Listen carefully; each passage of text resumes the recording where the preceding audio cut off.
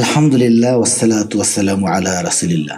আসসালামু আলাইকুম দর্শক, আজ মানুষ চেনার ব্যাপারে ওমর রাদিয়াল্লাহু আনহুর ফর্মুলা নিয়ে একটি বাস্তব জীবনধর্মী ভিডিও উপস্থাপনা করতে যাচ্ছি। আরিফ ভাইয়ের লেখা থেকে নেওয়া তাঁর অভিজ্ঞতা আপনাদের নিশ্চয়ই কাজে আসবে।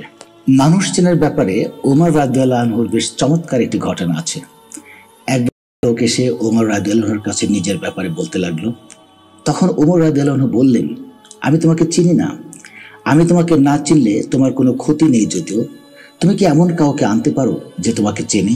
তখন উপস্থিত লোকদের একজন হাত তুলে বলল, আমি তাকে চিনি। ওমর রাদিয়াল্লাহু আনহু তার দিকে তাকিয়ে বললেন, ওই লোকের ব্যাপারে তুমি কি জানো? আমি তার ন্যায়পরায়ণতা এবং সদ্গুণ সম্পর্কে জানি। ওমর রাদিয়াল্লাহু আনহু বললেন, তুমি কি তার নিকট প্রতিবেশী হও যে তার দিন ও রাতের কর্মকাণ্ড সম্পর্কে তুমি অবহিত? লোকটা বলল, না, আমি তার প্রতিবেশী নই।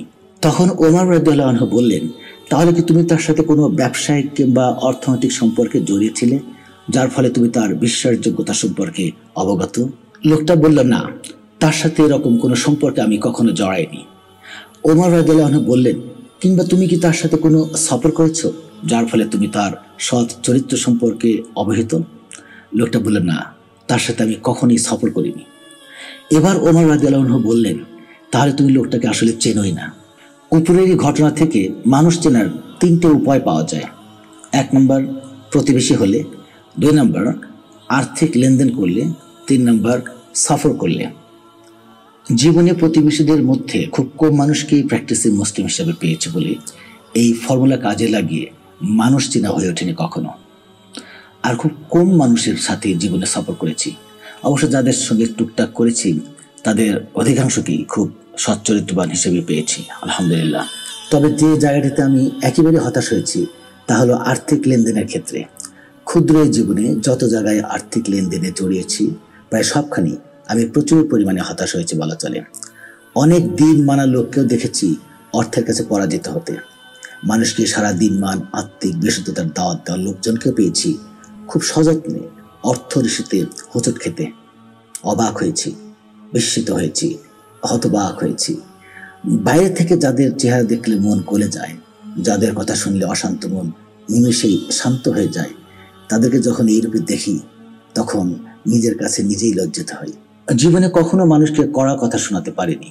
মানুষের জন্য আমাকে দুর্বল ভাবে, আর সেই দুর্বলতাকে সুযোগ ধরে নিয়ে আচ্ছা মতো আছাড় দেয়। মাঝে মাঝে মন চায় কঠোর হই, আরেকটু বাস্তববাদী হই আরেকটু স্বার্থপর, আত্মকেন্দ্রিক। পারি না।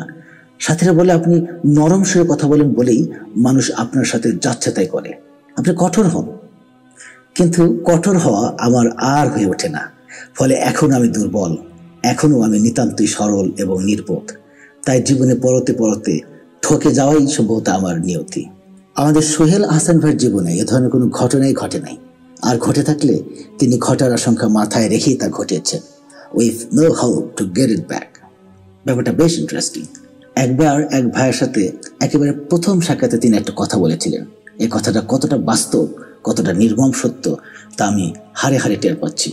তিনি বলেছিলেন, কিছু মানুষকে একদিনে চেনা যায়, কিছু মানুষকে 1 মাসে চেনা যায়, কিছু মানুষকে 5 মাস, 1 বছর, 5 বছরে, আবার এমন কিছু মানুষ আছে যাদেরকে সারা জীবনেও চেনা যায় না। আমরা সারাদিন যে দাওয়াত দিই সেগুলো সম্ভবত সর্বপ্রথম নিজেদের জীবনেই বাস্তবায়ন করার চেষ্টা করি না।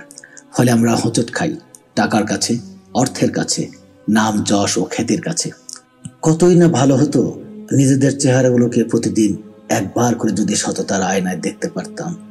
বিদায় নিতে হচ্ছে আজকের মতো। আল্লাহ সবাইকে ভালো রাখুন।